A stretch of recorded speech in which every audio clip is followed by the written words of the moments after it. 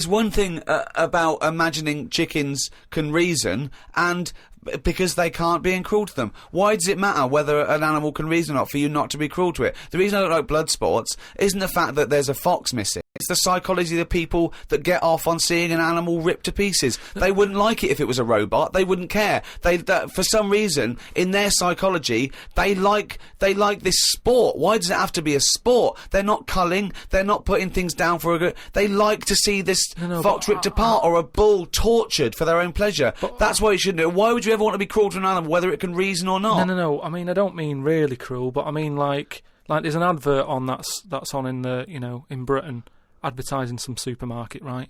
And it's saying, we look at before we kill our chickens and what have you.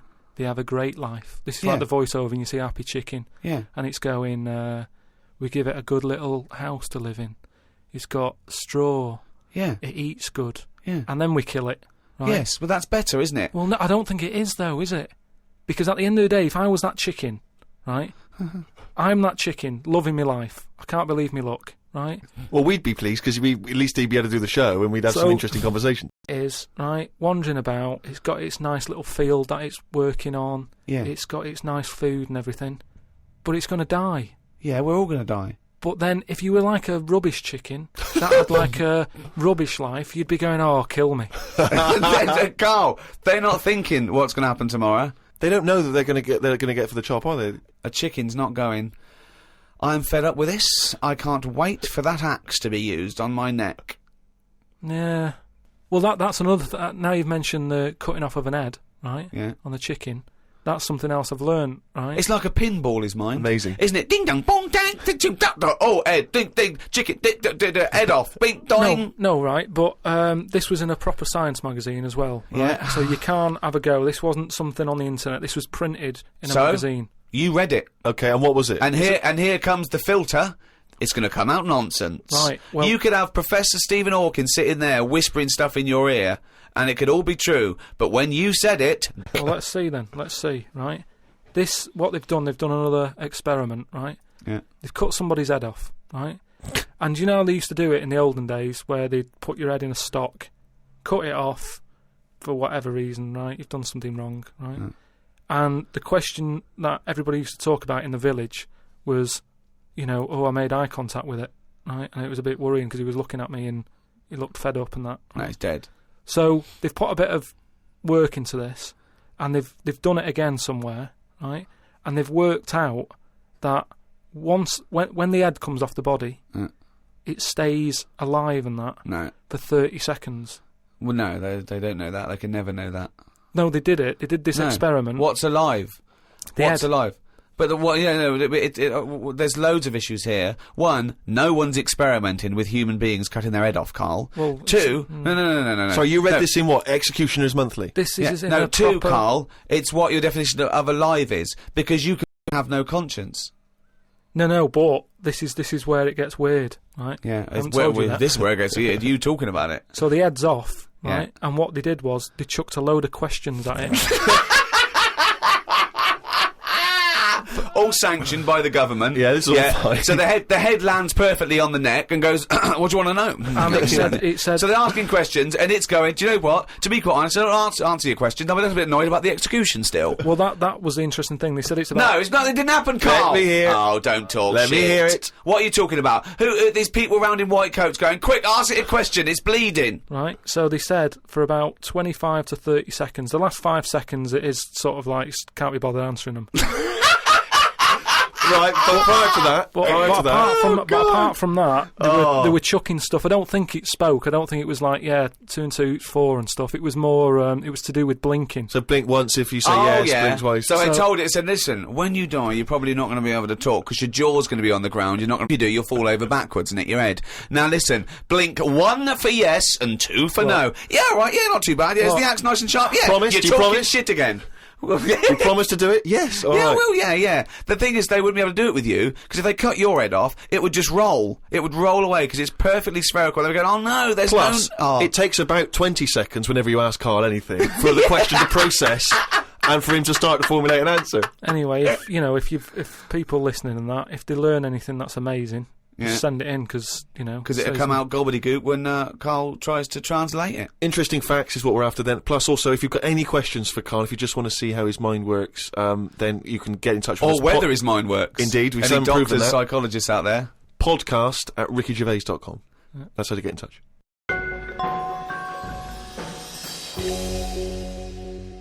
Carl, it's what we've all been waiting for. Oh, chimpanzee that monkey news. Right, well, this one sent in from Sam York, right? And it's about a fire that happened, right? In a really, do you know, like in New York, they have loads of big buildings, don't they? Yeah. Right, really, really tall ones and stuff. Skyscrapers. Yeah. And there was a fire in one of them, right? So they did as expected. They called up, fire brigade and that. They turned up, right? Fire engine parked up. It's like, right, where's the fire? And they said, oh, it's on like floor 100 or whatever. And they said, oh no, we've brought the fire engine with the short ladders. Stupid mistake, but go on. Right. So anyway, so the fire's going and that, and they're saying, is there anyone in there? They go, I don't know, there might be someone up there, but the telecom's not working and stuff. Who do you think might be up there, Rick? I don't know. But just a woman, I imagine. Just a woman or a child. Is there a fireman that could climb up a building at all without a ladder? That seems unlikely, but go on. Go on. So anyway, so they said, well, how are we going to get up there? Yeah. Yeah. We can't. But they've only brought the short ladders. No, we can't. Let's go home. Yeah. Okay, that was monkey news. So sort of like grippage. Because they made up words. The firemen, yeah, the NYPD firemen. There's a lot of grippage On the side of the building and stuff. So anyway, they said, why don't we just go and get a monkey, right? So they got a monkey. Yeah, that's a bit of a jump. Is They that just- policy now in the New York Fire Department? Well, you've got to think quick, haven't you? At the end of the day, if people are up there, you don't start querying if it works or not. You try everything that you can to help someone out, right? That's the first thing I thought of. Was it a monkey? So it was quicker for them to go and get a monkey than to go back and get the long ladders. Why don't they get Okay, fair enough. Why don't they get Spider-Man? Yeah, call Spider-Man. Yeah, call Spider-Man. So anyway, so they got a monkey down there, and they said, right, well, Where'd they get it from? We don't know, from the local zoo or something. Oh, like yeah, that. yeah. So they said, look, let's, we've got to remember there could be someone up there, Right. and it'll shock them a bit if a monkey comes in, right? Yeah. So they said, Yeah, I don't think they'd care. get it. If their building's on fire, they're not going to go, oh, that's weird, there's a monkey at the window. They'd be screaming, save me! Oh, there's a monkey. Oh, where are you from then? So they said, small uniform and that, the smallest you got. But, whoa, hold on though. Actually, where are you going to get that? I'm going back to the station. We'll get the long ladders while you're there. No time. No time. No, I bought the small uniform. I just didn't bring the long Yeah. ladders. You're an idiot. So anyway, it goes up there. It's got all the kit on and what. It's got its little ardor on and all that. It grabs. There was like a little person up there.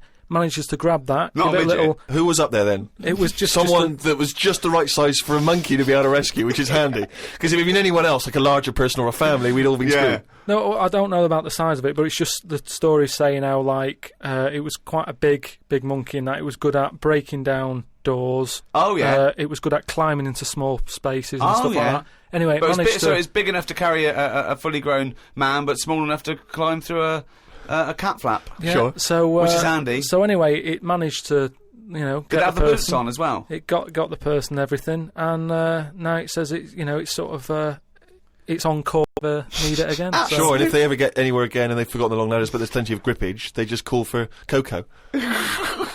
So that's this week's monkey news. Bollocks. The Ricky Gervais Show on Guardian Unlimited. Well, I hope you enjoyed our podcast there. Another half hour of absolute drivel. I've been Ricky Gervais. With me, Steve Merchant. See you next time. And Carl Pilkington. All right. And we'd all like to thank those brilliant guys at Positive Internet for hosting this podcast brilliantly. Positive Internet hosting the world's #1 podcast. Here's DJ Reach Around. It is hard eating a knob. So what are you saying? You could... I'm saying like I could eat a knob at night. I could eat a knob at night. I could eat a knob at night. I could eat a knob at night. I could eat a knob at night. I could eat a knob at night. I could eat a knob at night.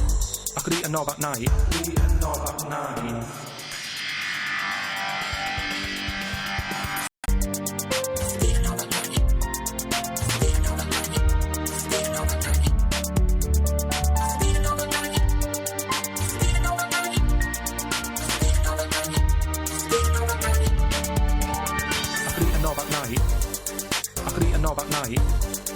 I could eat a knob at night. I could eat a knob at night. I could eat a knob at night. I could eat a knob at night. I could eat a knob at night. I could eat a knob at night. I could eat a knob at night. I could eat a knob on the stick. I could eat a knob at night. I could eat a knob at night. I could eat a knob at night. I could eat a knob at night. I could eat a knob at night. I could eat a knob at night. I could eat a knob at night. I could eat a knob at night. I could eat a knob at night. I could eat a knob on the stick. I could eat a knob at night. I could eat a knob at night. I could eat a knob at night. I could eat a knob at night. I could eat a knob at night. I could eat a knob at night. I could eat a knob at night. I could eat a knob on the stick. I could eat a knob at night. I could eat a knob at night. I could eat a knob at night. Eating a knob. The Ricky Gervais Show on Guardian Unlimited. Welcome to the 7th Ricky Gervais Show on podcast. I'm Ricky Gervais, with me Stephen Merchant. Hello. And Carl Pilkington. Alright. Now, talking of that, that's only 5 to go then, isn't it? 5 to go in this series of 12. Oh, still seems a lot though, doesn't it? We'll take a little break. I'm sure we'll come back through popular demand, I'm hoping. Yep. I'm hoping to put that on the poster, back by popular demand. Well, I'm hoping it's by overwhelming public demand. Which yeah, is exactly. My favourite. Yeah. As we're doing it for nothing. Yeah. We want to get a little bit of a pat on the back, don't Exactly, we? please. Do they give awards out for podcasting? Oh, if they do, hoo-hoo, hello, I am already writing my speech, baby. I was thinking that everyone listening, if you want to register your email with us, we'll let you know when we're back on air, maybe later in the year. Go to Ricky Gervais and just register, and then when I do a general mail out, I'll let you all know when Carl Pilkington is back. You are a good guy to these people, Rick. No sweat.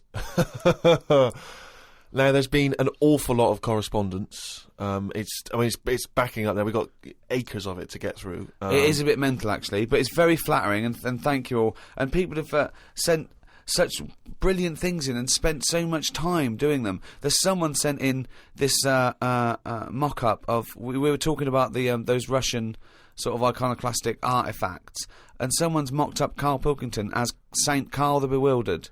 It's brilliant. It's so good. Can we put those on the web? Yeah, I think let's put that up on rickygervais.com, and that's from Joe Murray in Philadelphia. We've also got one which is a little work of art from Ed Ferrari, and it's the three of us in a studio, and it's just great. It's a very flattering picture of you there, Rick. You look about 14. I know, I've come out very well in this. Carl, he's got a head like a fucking orange. Look. Yeah. And you, well, I don't know what you are. Your head is about 2 foot long, and in real life, it's only 18 inches long, isn't it? So he's exaggerated yours a little bit, but it's a lovely drawing. We'll put that up on the web as well. Just everyone go to rickygervais.com. Everyone register, please, and we'll email you. And everyone keep sending stuff in. So thank you very much. Carl, Joe from Bradford asks, what body parts can you live without? He wants to know. He's obviously having sleepless nights thinking about this. What? So.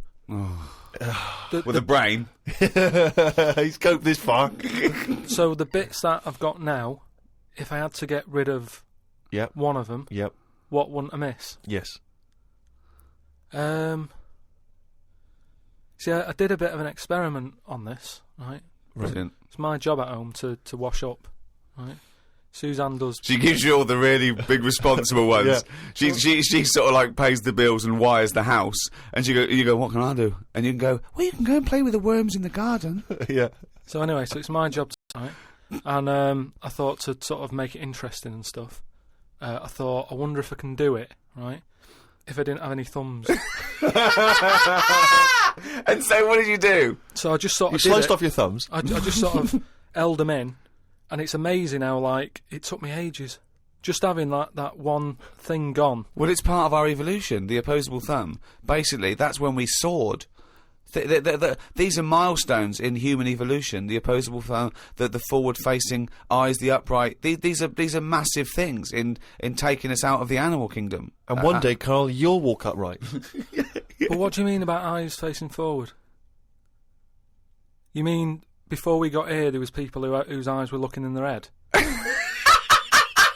I don't understand. Is that what you mean? No, because when we got sort of binocular vision, where we could, because we were predators have a forward face. I'm going way back. I'm not just saying chimps had eyes on the side of their head. But I was saying big major milestones in any evolution.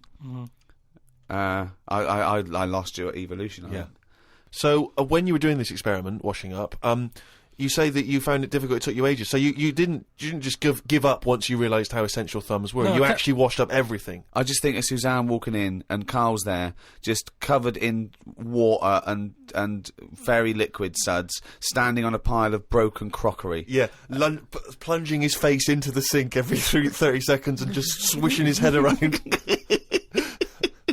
But we talked about the washing up thing before, haven't we? When I was stood there washing up, and I sort of look out of a window, so the sink's in front of the window. Yeah.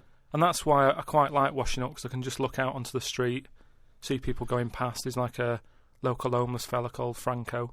You know, I look out, that he's all right and everything. Sure. But I was looking across the way, right, and there's some Chinese people who live in a flat, right, really small flat.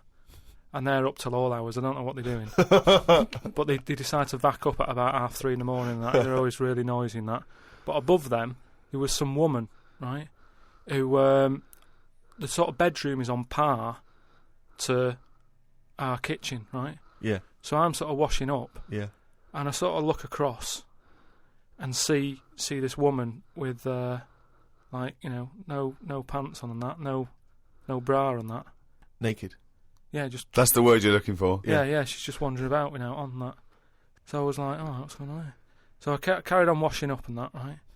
And kept looking, and then I was looking and she looked at me.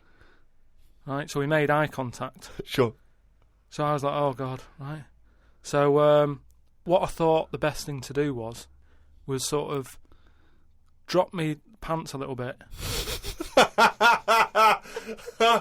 Just like, you know, I had boxer shorts on and that. I thought if I just show a little bit of sort of arse cheek, then it's kind of like, right, we quits. Right? I don't understand the thinking. So Suzanne's watching the telly, right? I think she was watching Sex and the City or something. Yeah. She sort of turns around to see how I'm getting on with the washing up, right? She sees me with, like, my pants sort of down a little bit with my arse out. She said, what are you doing? I said, don't look now. I said, but there's a woman over the road, right, with no pants on and that. She caught me looking. I'm just giving her a bit back. I love the fact that he explains the rules and Suzanne's meant to go, okay. That makes sense. But I don't... So hang on. So you showed a bit of your arse. You turned, presumably, to show the arse. Or waggled the arse at the woman. I had to lift it up a little bit on the draining board. What? Hang on, though. What did she do? Did you register her reaction? When she saw a bit of your arse, what happened? When she saw my arse, yeah. Well, then I wasn't looking because I thought, in a way, I don't want it. Well, I've seen a bit of your stuff. Here's a bit of mine. I just thought, at the end of the day, I caught a glance of you. It's only fair. You've had a bit back. You know, I'm not you making see, a big deal out of it. I genuinely think James Stewart missed a trick here in Rear Window. Yeah, this would have been, you know, a much better film had James Stewart just popped his pants down. It would have given a whole new meaning to the title Rear Window. Yeah, exactly. It's tricky though. I seem to be surrounded by people like that because I've told you before. There's the old woman across the way who's just sat there reading a book. I look through everybody's windows like that. Remember that film, that Sliver or something? Okay, right. When they've got video cameras. Yeah. I'm just looking onto everybody's world and just seeing what people are getting up to. There's nothing wrong with that. Brilliant. That's why I like washing up.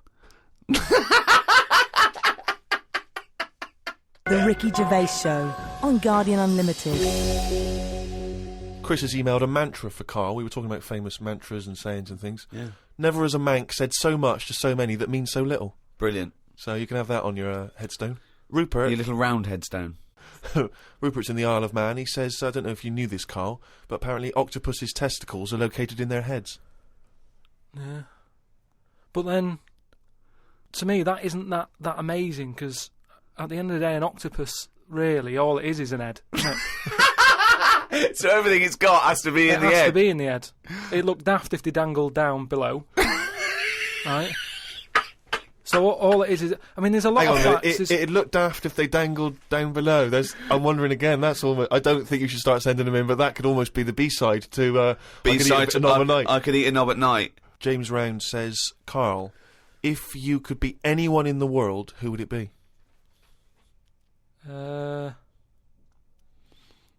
Dead or alive. Why would you choose to be a dead person? No, but sometimes, like, there's people who are now dead, but everybody raves about them. But are you saying... But he wants you to live that, have been that person. Are you saying that if you chose Napoleon, you'd be Napoleon, but he'd be back to life, walking around now on the bus, or it'd be the 18th century, or what? What are you saying? What I mean is, if... Oh, just answer the question. Who would you be and why? It's someone you admire or you think had a good life. Just answer the question. But what I mean is, it's good to be remembered, like Winston Churchill is remembered Yeah. as being a decent bloke, but I wouldn't want the hassle that he had. So I don't want to live his life. Right. But it's good to be... You'd like to be Winston Churchill, but you'd like to have a paper round instead of... saving the world. Yeah. Well, that's what I mean. But is he saying whose job would I want to take on? It's not that complicated. The question is this: if he could be anyone in the world, who would Carl be? That's the question. That's all the information I've got. A lot of responsibility on a lot of jobs, isn't there? So, some of the names flowing through your head now? I was thinking Bruce Willis. I never expected that. So his responsibility in your mind is what? Saving people who are trapped in a building with terrorists? Well, yeah, maybe, his worries are different worries. With, people who have a lot of money come other worries. Yeah. Do you know what I mean? So Bruce Willis, he's always going on these marches, isn't he, saying stop war and all that. Mainly because he's got, he's got more to lose if there's a war. He's got loads of houses. One of them's going to get damaged. Whereas if you're poor, you've got the one house. If there's a war, it's like, oh, just end it all for me then. I'm sick of it anyway. Do you know what I mean? Sure. So Whereas Bruce, yeah. With successful life and happy life, there's more for you to lose, is what I'm saying. Right. Like at the moment, because I've finished a job that I've been at for 10 years, right? I've finished working there, so suddenly I've got my timetable's a bit out, and I haven't got enough of a routine, and I'm a man who likes to know what I'm doing. Right? Yeah. So now suddenly 5 and up with no thumbs. I've sort of turned into like an old person, where the little jobs that you shouldn't enjoy are now the main event. So but hold on, how old are you? You're 31, aren't you? 32. 32, and you're pottering around, not knowing what to do with yourself. Well, like yesterday, Suzanne's shoes needed to go to the cobblers, right? I haven't heard the word cobblers. I didn't even know cobblers still existed. I only ever see that in Christmas films made by Disney. Well, I had to go and do that, and that suddenly... Because last time you were going to the toffee shop, and now you're going to the cobblers. Next week is the candlestick maker. But all I mean is that suddenly is a nice little day out. I'm sort of putting my coat on, going, right, I'll go and see the cobbler now and go and have a chat. Tell me about the cobbler. You didn't come back with 3 magic beans, did you? No, the cobbler's all right. He's doing, he's fixing cobbling. Shoes and that. He's cobbling all day. Have I told you about my Uncle Alf, who was a cobbler? No. I'm sure I told you about him. He's the one who lived in like a bed sit, and he had 2 tellies. He had like one that the sound didn't work on, and one that the picture didn't. But both together, it worked. Oh, right, okay. So as long as he was watching the same channel on both, sound came out of one telly, and he'd watch the picture on the other. Brilliant. And he slept in like a rubber dinghy, right? But he was... Whoa! You can't just let that slide. Why did he sleep in a rubber dinghy? He just liked boats and stuff, and he sort of... Yeah, I like boats, but they're better on the water. Beds are better to sleep on. Boats are better to sail on. Well, he just had it in there. It's a bed sit. It was really tight space. Boat sit. He's got this. He moved into a dinghy sit. He's got this dinghy, so he's thinking, well, rather than it get in the way, I might as well use it. Yeah. Right? But he was a cobbler, and he used to like repair like my shoes and that, right? Yeah. But he'd always sort of overdo them, right? So what do you mean?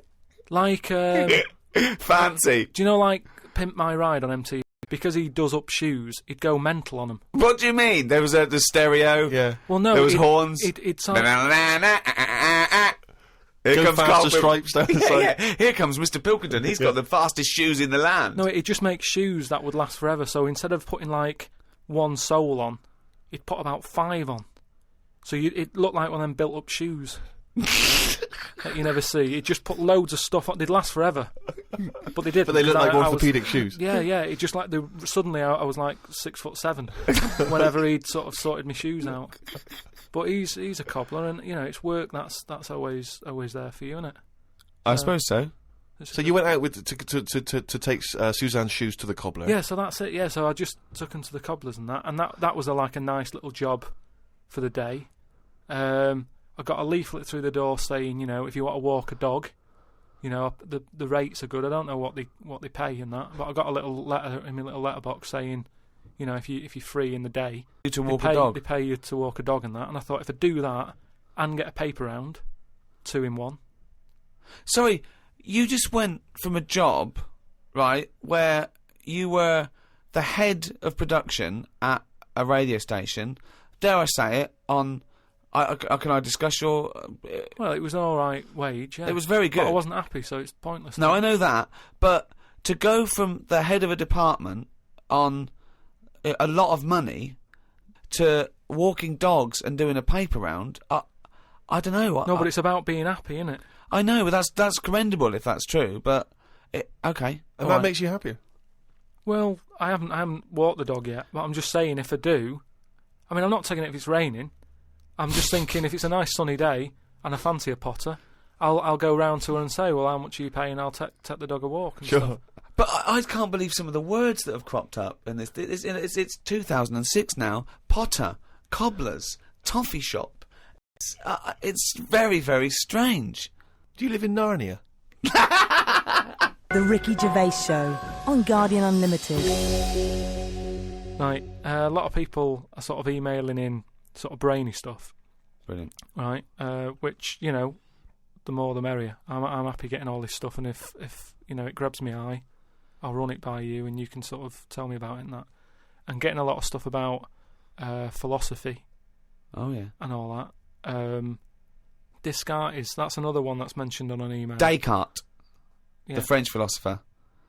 Yeah. What's your question? Well, he sort of cropped up on an email. Someone said, what do you think of him? And I was like, I don't know. He famously he pondered his own existence. Cogito ergo sum. I think, therefore I am. He was thinking about that. He was thinking, how do I know all this is true, everything around me? And he thought, well, I can see it and I can smell it and I can hear it. And he went, oh yeah, but my senses can be fooled. And he thought, well, that's true, I could be dreaming. But if I'm dreaming, then at least I'm alive. At least I have some sort of consciousness. So if I'm even thinking about anything, I exist. I think, therefore I am. Cogito ergo sum. But we don't need to know the Latin bit. Why is everyone always going back to Latin? It was ages ago. Why is that language always being... And were Latin people always in a rush? Because they seem to be like words for full sentences. Why couldn't they just take the time and say what they want to say? And it's just like, what was the rush? To teach Latin. What about Plato? Right, Greek. Right, now, would you say he's a bright bloke? Yes, I would. I'd say he's a very, very bright bloke. Right, let me tell you this. Right, if he's that bright, you know how he got killed? No. Got hit on the head by an egg. Fucking hell! Well, he's not so clever then, is he? That's what I'm saying. Boo! What's the story with the egg? He was on holiday or something, right? He was on holiday in Greece, probably. He was having a walk about, and a bird was flying over his sort of. This over the bird beach. was what? A great auk? What size bird killed him with his egg? It was a big one, yeah. Was it? And the way they used to crack an ostrich on a hang glider. The way they used to crack the eggs open to let the kids out, they used to drop them on rocks. What bird is this? Dropping its egg to let the kids out? You're a maniac! You are a maniac! And Plato had a little bald head. Right. So from the top, the bird's there looking down, and it goes, oh, there's a little rock, I'll drop the egg. Hit him on the head. Killed him. Now, this is what I was saying before about... I'm letting too much go now, because I'm so desensitised to his nonsense. I let him go. The bird saw Plato and said, there's a rock down there. Yeah. Well, if these birds are killing people with bald heads, you've got to be terrified. So, but listen, this is what I'm saying, though, right? Before about knowledge and that, how knowledge is hassle, or success is hassle. I think that was Newton. knowledge is hassle. Now, but why is Plato's intelligence got anything to do with the fact that this bird dropped an egg on its head? Because he was intelligent, and he's probably earning a nice few quid by giving out whatever messages he gave out. Yeah. He could afford to go on holiday to exotic places. If he was working in a factory, he wouldn't have been on this beach with big birds dropping eggs, is what I'm saying. So, in a way, it backfired. His knowledge killed him. And that, I think, was Kierkegaard. His knowledge killed him. Where you got this stuff about him being on holiday? Well, he shouldn't have been on the beach. He was only there having a break or whatever from doing what he does. It wouldn't have happened if he wasn't on holiday.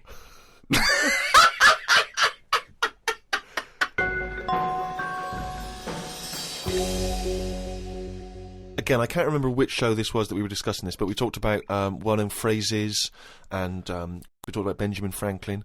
People have this is an email we've had saying, Carl, what do you take by the well-known saying, "A stitch in time saves 9"? A stitch in time saves 9. Or a stitch in time saves 9. Yeah. See, it's another one that I don't think I've picked up on a lot of these sayings that are being sort of thrown about willy-nilly. Willy-nilly. Willy-nilly. Okay. Willy-nilly. No, but I, again, it's one of them like last week. I've heard of it, but what does willy-nilly mean? Just sort of like throwing it about all over the place. What do you mean? But what someone said, what does the term willy-nilly mean? It just sort of means, carefree. That's right, yeah. Okay, So but what that's does a good. stitch in time So save you 9 understood willy-nilly, so you used a Yeah, but it phrase. sounds nice, you used doesn't it, you said it willy-nilly, but you sort of got the gist of it. So what does a stitch in time saves 9 mean? I don't know. What do you must mean you know. don't know? Think about it. A stitch in time saves 9. Is it to do with sewing? Well, yeah, sort. So it's not that clear. So if you got a jacket, Yeah. and the seam starts coming undone, oh, there's a little bit of seam. I'll leave it. Oh, it's getting worse and Right, worse. Soon right. your sleeve falls off. So you just need 1 stitch there. That'll do it. If you do it now, later you'll need 9 stitches. And that, of course, is an analogy to other things. If you leave something that needs attention or repair, it'll get worse. So do it now. Do it in time. Yeah, but They could have said a tile in time saves 9 on your roof. They just used a sewing analogy. But it depends if you're busy at that point, because if you've got something else that needs doing, that means that isn't being done because you're messing about sorting out a hole in your coat, is what I mean. Yeah. You can't always do stuff straight away. So maybe, I don't know if there's a sort of a middle ground where you don't have to do it straight away, but stitching A stitch sometimes time, today. say in 15 or whatever, meaning you don't have to do it straight away, but just do it before it gets really bad. Brilliant. Do you think yours is less poetic? A stitch in time saves 9. So yours is, this is what you wanted to be a quote, right? Well, you could do it now, but if you're doing something else, then, don't do it immediately, but do it soon so it doesn't get really bad. Carl Pilkington. No, but it's the same. That's the same way I treat most things in life. It's like I never go to the doctors unless it's really That is sensible. bad. That is very good advice. No. That's brilliant advice Well, for it anyone is, though. listening. Never go